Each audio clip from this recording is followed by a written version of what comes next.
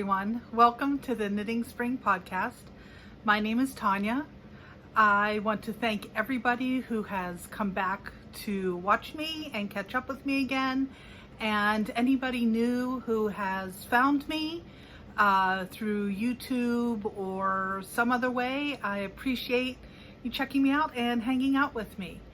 I'll go through the introduction of where you can find me, everything first. And I am Cheeky Monkey on Ravelry, Cheeky Monkey 1 on Instagram, Tonya on Goodreads, TonyaMorrison.wordpress.com for show notes, and tm.artfullife.com for email. I think that's everything.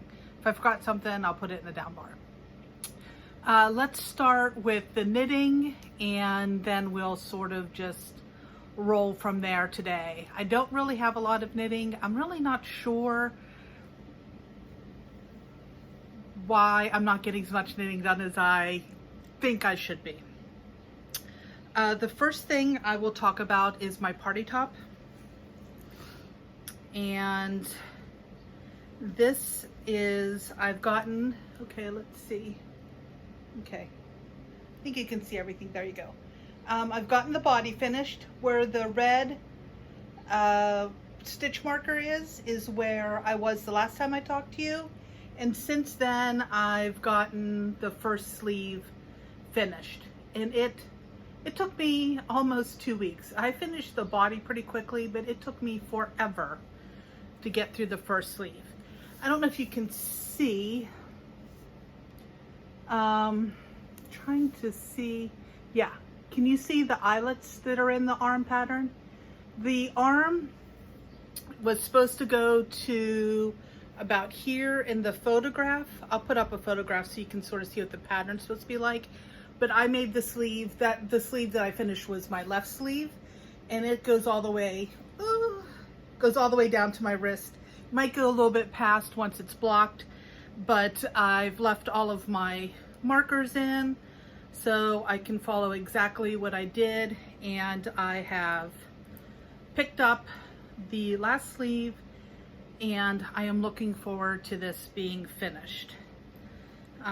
Not that I don't enjoy the yarn or the pattern or anything, just, you know, it's that time of your project when you're like, can I just blink my eyes and can it be finished? Where are the little mice from Cinderella or whatever, little fairies come in overnight and finish your project for you, and you wake up and you have a new sweater? But since that doesn't happen, I will make my way through and continue to work on this. In the meantime, to help me sort of balance out the thing that I'm not sure why sleeves are so hard. For a while I didn't think they were so bad, but I don't know what it is. I mean, it's just a smaller circumference of the body, and I don't know what my mental hang-up is. I'm really not sure what is preventing me from just having the same, maybe because it's the last sleeve, maybe because it is a sleeve. It helps that I knit a lot of short sleeve sweaters. That helps with that sleeve, but I really wanted another long sleeve sweater. I only have 2 that I currently wear on a continual basis, and I really wanted another long sleeve, heavier sweater in my wardrobe. And again, this one is cropped, and it will go really nice over a dress in the winter time, and I'm really looking forward to this being blocked. I almost forgot. Okay, the yarn I'm using is Western Sky Knits. It's their DK base. I can't remember which one it was, but it's a DK base. It's a superwash base. The color is black and violet, and I'm really enjoying the yarn, and I know I'm gonna love this sweater when it is finished, and I know it'll get a lot of wear. The next sweater I've shown you a couple episodes ago, or the one before last, and it's my LaPouf sweater, and it is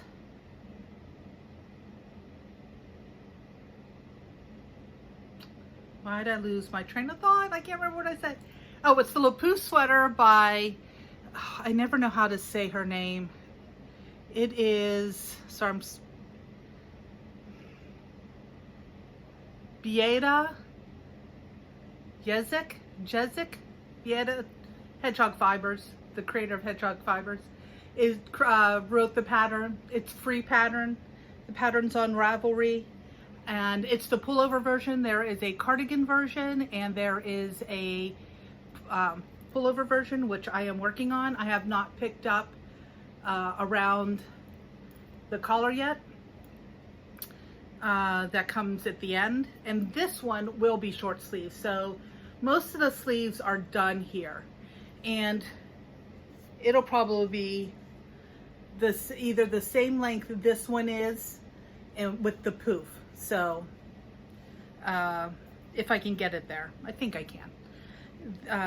The sweater I'm wearing I'll talk about in a minute, but I really like how this is turning out. I am knitting this one on size 6 needles, and I'm holding 2 strands of fingering weight yarn together. Those 2 yarns are Stranded Dye Works in the Highway Code colorway, and the Manos del Uruguay Alegria. You can see, hold on, let's see if I can hold all of this up to the camera without losing stitches, staying on camera at the same time. Hold on, let me hold this first. Let me see if I can pick those up second. So I've got this, and then you can see how much brighter this purple is and how much more toned down it is in the sweater, and I really like that a lot. Not that I don't like this color. I think this color is beautiful. I will not over dye this. I really like this a lot, but I just like that muted out a little bit, and I wanted something a little bit different than what I've been knitting up with either solids or tonals lately in my sweaters, and this fit the bill. So I'm knitting this on size 6, and I really like the fabric that I'm getting. Again, this will be a more heavier weight sweater than I've knit lately, but this one will be, this is more dense than the similar weight sweaters that I have, and I realized, not that I don't like them, the last sweater I showed you in the last podcast that I over dyed, it's a beautiful sweater. I love it. I will wear it all the time now, but it is a looser gauge sweater, so it feels lighter on, which is nice, and this will give me a lot of variety in my sweater wardrobe. I have this one, which will be nice and dense, and I'll have my party top, which will be another fairly, it's a little bit lighter weave, but still denser than what I currently have. And when I knit on DK before, I was knitting on 6s, and I went down to 5s on this. And with the 2 strands of fingering weight, I did 6, and I definitely chose correctly. Now, I found the only reason I was able to sort of gauge how or determine which size needle I wanted for both of these was all the sweaters I have knit, and I think there's about 15 of them, and then the last sweater, not the Caroline tee, 2 sweaters before that, because the Caroline tee, I believe I knit on size 5s, and I really like that, and that was a DK. The sweater before that was the Crown Hawthorne that had the lace yoke and the beads on it. I wore on the episode 21, I believe. and that was knit on size 3s. And then the fingering weight I knit on before that was 4s. 4s has become, US 4s for fingering weight sweaters has become too loose of a gauge for me. It makes a larger sweater, a floppier sweater, too much ease in it for me. I like ease in my sweaters. I don't know if you can see this. There is ease in this, but it's not crazy ease. This sweater I'm wearing is the Girl in the World sweater. It looks different than what's in the photo because this was the very first sweater I knit. I don't know if I can, sorry if I'm bothering everybody. I just wanted to move it a little bit so you could see a little bit better. This is the first sweater I made when, so I'm just gonna move it back to where it was. This is the first sweater I made when I started knitting again with a capital K. Sorry. I knew I wanted a simple sweater.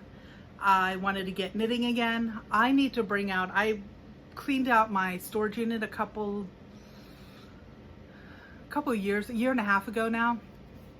And I found the very first sweater I ever knitted, so I need to find it. It's around here somewhere, pull it out, show it to you all. But it was a dense sweater, man, does it weigh a lot.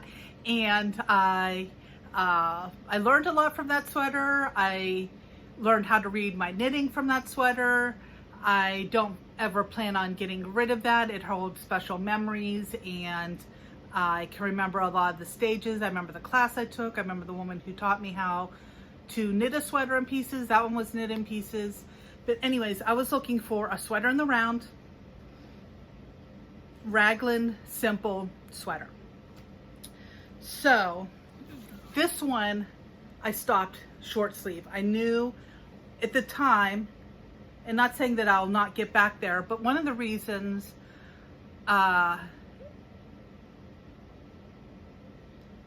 in the back of my head, but one of the reasons that I wanted to knit short sleeve tee sweaters was I thought I was going to be making cashmere t-shirts. I do have one sweater that has cashmere in it, but you know, I don't know, the Neiman Marcus Fine 100% cashmere, or whoever sells those 100% cashmere sweaters, I really thought that's what eventually I was going to be making. Laugh, because I laugh at myself all the time. Yeah. So I knew I wanted a t-shirt sweater. I wore a lot of t-shirt sweaters, I'd say in my early 20s. They were store-bought. I wasn't knitting then, but I really liked it. And I knew I wanted a t-shirt, so I made the Girl in the World sweater. And that leads me to my next one. I haven't had any progress on it, but I did bring it out because I'm making a second version of this, and I'm making this one that will be long sleeve.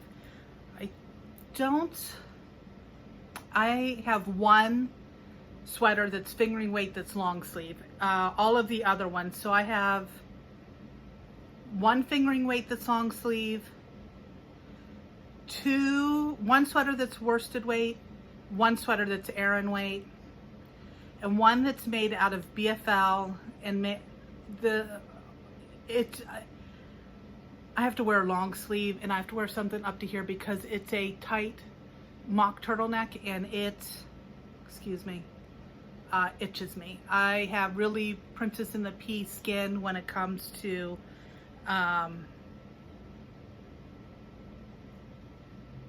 delicate fibers on my upper body. Socks, doesn't matter. I can wear scratchy wool, BFL, nothing. Socks doesn't matter, but anything that, my brother and I are both this way, anything that comes in contact with our neck or down here in the elbow and it starts itching, or our wrist, it'll get torn off, thrown down, and discarded forever. So I didn't want to do that to something that I've made. I am really sorry. All right, I must have had a piece of fuzz from all the wool flying around here somewhere. Okay, so Girl in the World sweater. I have not made it to the armholes yet.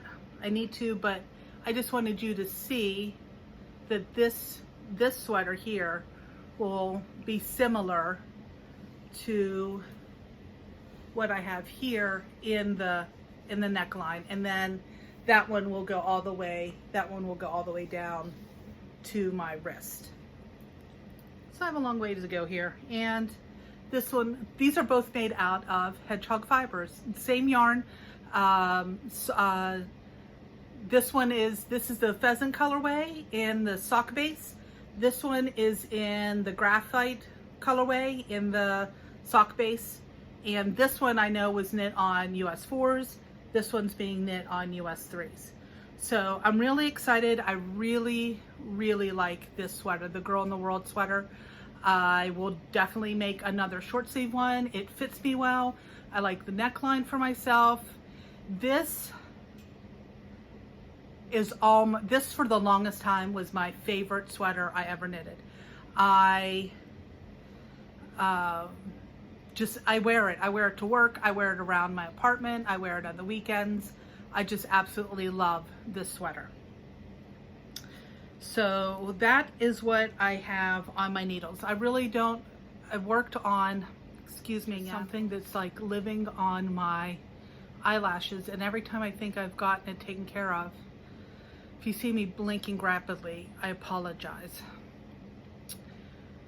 Okay, so what I was saying, I've worked a little bit on my niece's blanket, but I only got 2 squares done. I made a couple, maybe 3 or 4 rows on my crochet blanket.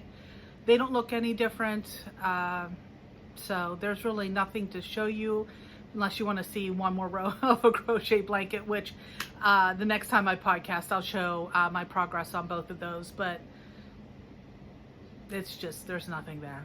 But that's everything I'm working on. I'm enjoying working on things, and I like what I'm working on a lot. I really want them. I like the patterns, I like the yarn, I like the colors, but I don't know, maybe it's like everybody, and I'm just doing the best I can with my crafts and every other aspect of our lives right now, right? So I am in, I think this is day 64 for me, and I am a week, whatever that translates into. I think that's 13 or 14 weeks. I'm like a week longer than most other people around here because I started working from home a week earlier than the New York pause started here in New York City. And then New York City, not the state, New York City is still on pause until mid-June, and then they'll reevaluate then. So New York pause for the state is May 28th, and then New York City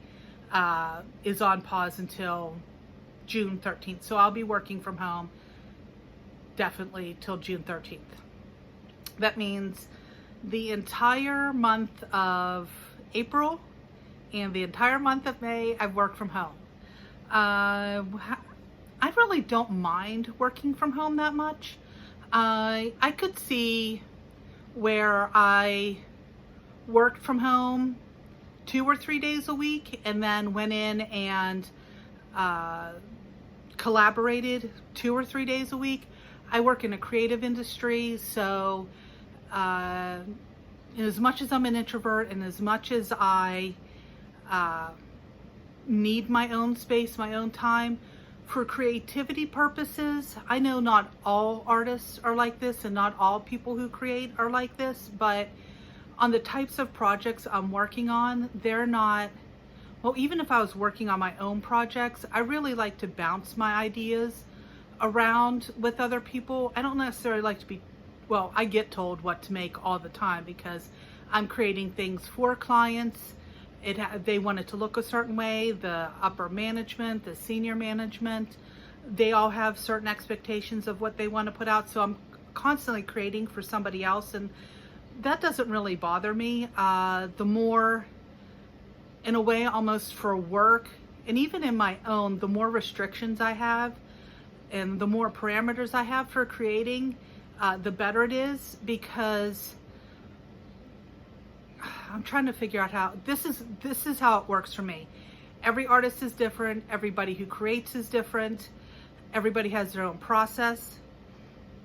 For me, when I have a framework to go by that allows me to focus in on a certain area and explore and dig into that area. Sorry, I have my hand on the table. And then it allows me to, because there's so many things to explore in an idea. Not only there's a story that you want to tell, and it doesn't matter if it's your knitting or a visual piece, motion graphics, architectural visualization, logo, whatever. You are putting something together that you're communicating to everyone else besides yourself. Because if it's just for you, then whatever, you can do that. You don't have to share your work with everybody, but for my job, it's vital. I have to share it with other people. That's how I get paid. That's my impetus, and I like it. I do a lot of drawing and creating and storytelling with what I illustrate, and for me, I'm able to dig down easier to focus in on, these are the colors I'm going to use, these are the shapes, this is how the background's going to look, this is the atmosphere, these are the plants or people or objects, this is the style, just within a certain style. If you like Art Nouveau for whatever, typography, furniture, drawing a city at that time, drawing a person, drawing fashion, anything. There are so many things just in that little sphere of interest that you can dig down into that. So for me, having parameters and having a framework to draw on is a much more successful endeavor. I have no idea how I got onto this, and I'm just talking about it, but anyways, that's for me how I create. And so being able to, and I like to talk out some of my things, like I like to talk out loud with another person, and maybe they will not even necessarily say something, or they'll have a thought, or me just talking aloud about it will help me to find the right way to go. And just having somebody else is there, maybe it's their body language and all kinds of things that you talk about. But for me, that also may be from part of my training and all the way I've worked with a team member all the time and working in collaboration. Maybe it's just ingrained in me now. The art school I went to in Richmond, Virginia Commonwealth University, we always talked about our artwork. We always had to explain it. It had to be able to communicate to someone else. We were graded on what our concept was, did it come through, all those kinds of things. So it's also probably a part of my training. And then growing up, my mom wasn't necessarily a paid artist like I am, but she was an event planner, which is a creative endeavor in itself. And then she knit, crocheted, we did ceramics together, we did embroidery together, we did cross stitch and a whole bunch of things when I was young. And then my mom and I would talk about it. My dad did woodwork, and so it was always something that we would talk about, things that we're making and things like that. So it could just be, and I know some people need to be completely alone and no distractions. Once I have the idea and I'm going, then I get into my hyper focus mode and I start creating, and then I don't want to be bothered. So there's two ways to it. Anyway, so I'm working from home and I'm doing the best I can, and I talk to my team leader, the director of my little division or team. We have a discussion every Monday. We have a big team meeting every Monday meeting, and we have an office-wide meeting every Monday. So pretty much Mondays are all meetings for me. And besides the one-on-one with my director, the telemeetings are perfect. They're easier for me. I don't have to stand there. We have quite a number of people in our company, and so when everybody's together, it's really loud and noisy and crowded, and that's very hard for me in person. So the office meeting is much better for me as a remote person doing it we use Teams, Microsoft Teams, so it's a much better experience, and I feel much more engaged with those meetings than I do in person. Okay, let's talk about something else besides me, my work, and all the different ways I create. What have I read lately? A friend of mine recommended this to me, and it's gonna sound really dirty, but it's actually not. The first book I finished reading is called Wallbanger, and the series is named after different cocktails. And then if you read the book and you read the back of the book, you'd understand why it was called that too. And it's sort of tongue-in-cheek, and it's a cute romantic story, and this author is called Alice Clayton, and the series is called the Cocktail Series. The first book in there is called Wallbanger. The second one is Rusty Nail, and then I forget what I forget what 3 and 4. Number 4 is My Tide, and number 5 is Last Call. There's 4.5 books in the series. The first 4 are full novels, and then Last Call is like a novella. Really cute series. I really enjoyed it. It takes place in San Francisco, and the only thing I had a laugh is that the girl in the novel is an interior designer, and I did interior design for about 4 years, give or take, in that area, and the timelines she gives for her deadlines would never happen. I mean, that is pure fiction. I mean, nothing ever happens that fast in design. To get custom furniture, this is totally a rant, has nothing to do with the novel. The novel is cute and fun, and I really enjoyed it. I really recommend it. Alice Clayton seems to be very popular. This is the first books I've read by her, and I enjoyed them, but that's the only thing that niggles at me, is because custom furniture is anywhere from minimum of 6 weeks, because you have to order fabric, you have to talk to there's just a whole slew of things, and you have to write specs up for it and everything. So that's the only thing that made me laugh, because I actually did the job that the girl in the story did, and as fast as she's saying she's getting these things done, I'm like, there's no way in real life. But anyways, I had to just keep laughing, and anyways, it was funny. But I highly recommend the books.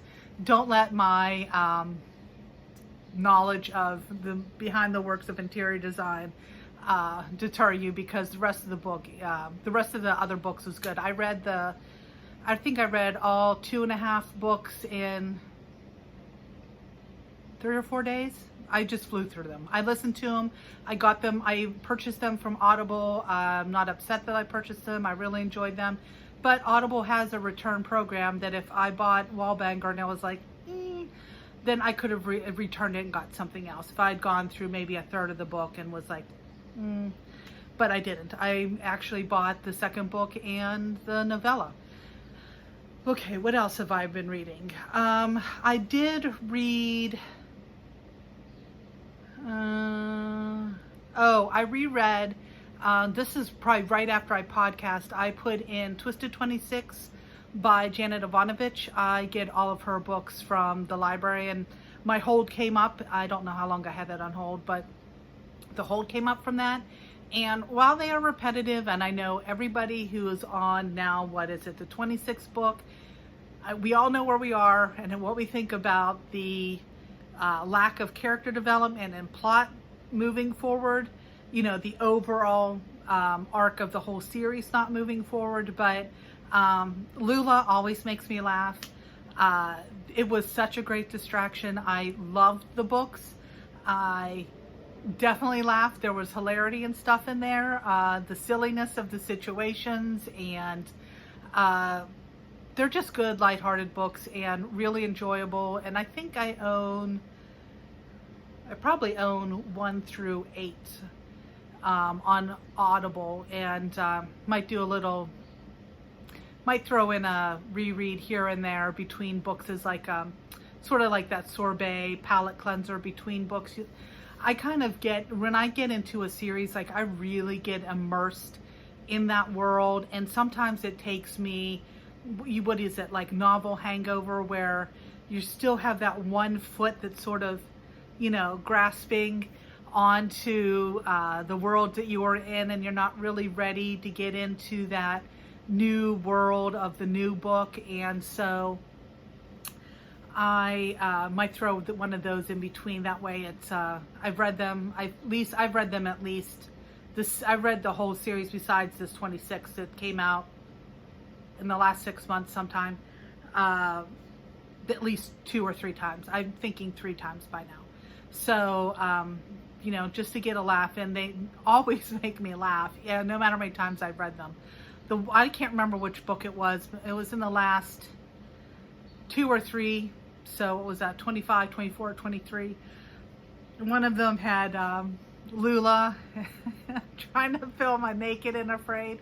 And I was listening to that book on my way home, commuting. And so this must have been 2 summers ago. And I just remember shaking and laughing out loud, commuting, being like, oh my God, these people think I'm nuts. But I had my headphones in, and everybody sort of knows when people have their headphones in, but I just couldn't stop laughing. Normally I can just smile, whatever, but I was giggling. That was a funny scene. Okay, what else? What am I reading right now? I am reading, I'm finishing up, I'm halfway through The Silent Patient, and it's by Alex Michaelides. I'm enjoying it. I'd say it's good to really good. That's sort of where I am on it. I'm in the middle of it. I'm not sure. I'm only halfway through with it. So when I finish it, next time I record, I'll let you know my thoughts on it. And it's about a woman. The premise opens that a woman is in a mental institution and she's been accused of killing her husband. And that's all I'm going to say. What do I want? What do I have coming up? I have 2, maybe 3 that I'm possibly going to read. I'm definitely going to read, it's called Murder at Melrose Court, and it's supposed to be on the Agatha Christie side, which I love Agatha Christie. I wrote 2 papers on her in high school. I've loved her. Love Agatha Christie books. I've seen everything you can. I've watched all the movies, the ones with Margaret Rutherford back in the 50s, the new ones from the BBC. I really love Agatha Christie. I like Miss Marple more than I like Hercule Poirot. He's a little pompous for me. I like the mysteries, but he gets a little pompous for me, and I can take him or leave him. And then the other one is A Darker Shade of Magic by V.E. Schwab. And then the other one is the new Sarah J. Maas. Sarah J. Maas. Sarah J. Maas. And it's, God, I can't remember. Earth and Sand? City of Earth and Sand? Anyways, so that's what I have coming up there. All right. I'm going off on all kinds of tangents today. What have I been watching? I watched the Hobbit trilogy. This was the first time I'd seen that trilogy. I haven't read the Hobbit in at least 28 years, if not more. I might get stones thrown at me, but I like it more than the Lord of the Rings series. I enjoyed Lord of the Rings, but I loved The Hobbit. I absolutely loved The Hobbit. I haven't read Lord of the Rings either, and I read that maybe 5 years later, so 20 to 25 years ago I read Lord of the Rings, and then The Hobbit was definitely 28 years, if not 30 years ago. And I enjoyed the movie. The trilogy. There's 3 movies, so I enjoyed those, and it makes me want to reread The Hobbit again. I just remember coming out of that, because I've always really liked fantasy novels. I think everybody read the Narnia novels in junior high or grade school, whatever. But I remember coming across, I Eyes of the Dragon by Stephen King. Now, I am not a Stephen King. No, I am a fan of Stephen King. I think he is a wonderful writer. I like his integration of multiple ologies of life into his books. I think he's a brilliant writer. I think he's a really good critiquer. But the book I read that I love, and it's still one of my favorite fantasy novels, is called Eyes of the Dragon. It's a short novel. I can't remember how long it is. I still have the paperback around here somewhere. That's how much I love it. I kept my original paperback. I threw most of the paperbacks away that I had when I cleaned out my storage unit, and I have a really tiny apartment, so as much as I wanted to keep all the books that I had to really make some really hard decisions. So yeah, unless it's a beloved book like that one was, they had to go. And then I either rebuy them on Audible or Kindle. And like Harry Potter is one of the few novels I have in here. I have all the illustrated ones. I can see I have the histories by Herodotus and some things like that that I really enjoyed reading. I also did, I did last week, and I watched the first 2 seasons of the Gilmore Girls, some reruns of Dexter. Most of the things I've been watching are either reruns. The Hobbit was new to me, but the story wasn't. I haven't been able to get into really any new unknown series. Maybe this is too much psychology, but I think maybe because those are all comforting. I know what's going to come because there's so much uncertainty now, and this is really digging back into subconscious, primitive brain, what people need. Anyways, I think that's sort of part of the psychology of me. I'm more adventurous with the books, but TV is more my tune out time. I usually have TV or something on when I can let my brain, when my brain needs to wander. Like if I'm listening to a book or a series of podcasts, unless it's a knitting podcast that's on, aside from something like that, if it's anything else, then it needs to be something that I've watched before.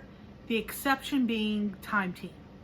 I discovered this within the last 2 weeks to a month. I occasionally put those on. I'm a big history buff. I love history. And the first couple seasons, man, are those flashbacks to the 90s, and they are fun. And to see the cars and the clothes and all the stuff, and in Britain in the mid 90s is a lot of fun too. And so that's the exception. Now, for knitting podcasts that I've have been watching, all the typical usual suspects. The one that I want to talk about that's been new in the last, I guess, since the beginning of the year maybe for me, is the Fleece and Harmony podcast. The 2 sisters from, is it Prince Edward Island, up there, something place I've always wanted to go, and I just laugh along with them. I don't know, a family of knitters holds a special place in my heart for me because my mom used to knit. She was she was teaching me to knit before she passed away, and there's just something special about having someone, and I'm not saying that my friends who are knitters mean anything less to me or anything, but if my mom was alive, it may not mean something, but I think it would.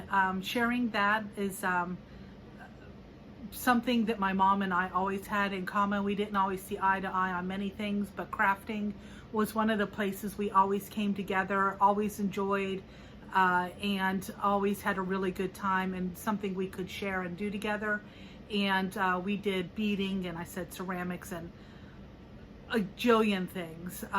She's the one that encouraged me to go to art school and went with me to tour the school and everything. So knitting and crafting really, for me, is a family thing because I grew up doing it. So whether it's watching the girls from Fleece and Harmony or the Grocery Girls or anybody, it's sort of, I don't know. It's something special for me and something that I enjoy watching. And plus the Kim and Jennifer are hilarious, and their stories about the farm and stuff, and they're really good. So I've been watching Fleece and Harmony, and the other one I want to talk about is, before I did a lot of knitting, I'm sure I talked about this way back when I was knitting, podcasting in 2015, but I used to do a lot of art journaling, and I came across this site called the Paper Outpost, and I think I might start making just a couple of custom journals. Just bring out some of my supplies. They're hanging around here, and if I do that, if I make a book or a journal or something, I will, I'll show it, I'll share it with you guys. I'm just thinking about it. I haven't even pulled any of the supplies out. I've watched a couple of videos, and I'll link to the Paper Outposts, channel in the show notes, definitely, if anybody else is interested in that. And it's just starting to spark a few things. I've always made different journals. I've always made books. As I've said in other podcasts, I used to be a big journaler for at least 20 years. I'd say I was a really journaled, and I don't know if I journaled after my mom died. That seems to be, I don't know if anybody's ever lost anything, but there's like a before and after. You sort of change when you go through something like that. So, but I used to journal a lot, and now it's more visual journaling rather than words or putting in poems and things like that. So I definitely do more art journaling than I do word journaling. And you know, people change. The way you express yourself changes. At least the way I express myself changes as I've grown. So what else? I'm trying to go through and see if I have anything. I'm trying to keep an apartment tidy, like a 350 square foot apartment tidy all the time. Now, I don't pressure myself on this, but you know, I try not to get too out of control. It's clean. I dust often enough, and I vacuum my little thing and sweep every day, but you know how things just get piled up, and I'm basically in 2.5 rooms, like sort of like a suite of, if you're in a hotel room and you had a suite, that's sort of what the size of what I'm living in.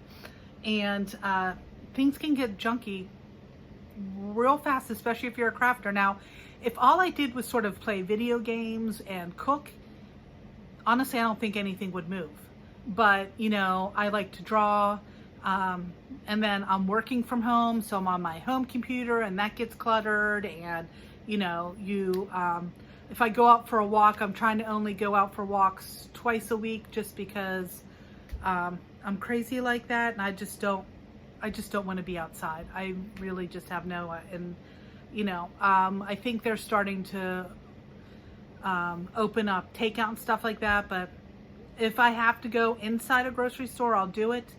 When I come home, everything gets taken off. It goes into the laundry, and I scrub myself down and then wipe everything off, disinfect everything. You don't have to disinfect your groceries, but you know, my hands get washed and all that kind of stuff. And you know, I disinfect my bag, my keys, and all that stuff. And it's such a headache to do. And so far, you know, I've been safe, and I like to stay safe, and I don't want to relax. And so I'm just going to keep on getting my groceries delivered for the most part. If I want something from a restaurant, I'll get it delivered. And really the only places that I've gone into physically is either the pharmacy, because I have to, or the grocery store because I have to. Other than that, I'm home, and then when I walk, I don't even touch anything. besides the doors to get out of my building. But besides that, I touch nothing. I go, I walk, I do what I need to do, and the walks are okay. It's more to, I don't get any, I don't get any mental satisfaction from it the way I used to, because it's too stressful for me to be out there. I have to be aware of too many things. I have to be cautious for too many things. And when I used to walk before, I didn't think about anything physically or mentally around me. It was a place for me to relax and go and dream, and sort of the outside world would fade away and I would just let myself relax. Well, I can't do that anymore, so walking really is enjoyable, and it's more about keeping myself physically healthy, making sure I get some sunshine, and my muscles don't atrophy, and just being outside a little bit and getting some fresh air and moving around a little bit. And it's good for my back to move around and walk. So I try to do that twice a week, which seems to be pretty good. And yeah, so I'm gonna sign off here, and I hope that oh, couple things I added to my TBR list. I just saw this on here, some things I wanted to mention before I sign off. I started another new podcast, an audio podcast. It's called the Wall Street Journal Podcast, The Future of Everything. It talks about AI, AR, robots, technology. If that's your thing, science, technology, check it out. I've enjoyed it so far. What's the other thing? I talked about the Paper Outpost. Oh, and these are TBR books that are all nonfiction. So if nonfiction is your thing and you don't want to hear about it, I'll see you later. But the first one is called Leave Only Footprints, My Acadia to Zion, Journey Through Every National Park. I've put that on my TBR list, or I don't even know if you can download it via Audible or anything, but that's on my list. Profiles in Courage by John F. Kennedy, and Some Assembly Required, Decoding 4 Billion Years of Life from Ancient Fossils to DNA. Just from various podcasts I've listened to, the news, news magazine programs. These things have come up in those different venues, or a news article I've I've read, a news article I've read, or something like that. So I wanted to share those with you. I always like letting people know about things that interest me, and maybe somebody else will be interested in it. And or if you've read them, or you've enjoyed them, or you have thoughts on any of those things and that I haven't gotten to yet, please share, let me know. I'd be interested. For somebody who is not a big nature person, I think I've said this, if not once, then 10 times on here. I am not a big spend a weekend out in nature. I like taking maybe a hike like I did last summer with my family. We spent the afternoon in Ohio Pile. That's in, it's a state park in southwestern Pennsylvania. The Youghiogheny River runs through it, and it's a beautiful place. It's the forest that I grew up with, so it brings a lot of good memories for me. It's a forest that I'm very familiar with. That's sort of as much as I can take. I don't like touching dirt or anything like that. Insects freak me out, so my brother always walks first. He knows me, etc. And then, I'll photograph or enjoy the greenness, and that filtering of the light through the canopy of the forest is just always lovely. And there's a lot of ferns in the woods of southwestern Pennsylvania. Very beautiful landscape. And so, which leads me to, I really love reading books about nature. I would like to visit more national parks. That's something that's an interest I know to a lot of us. I have been to Acadia National Park.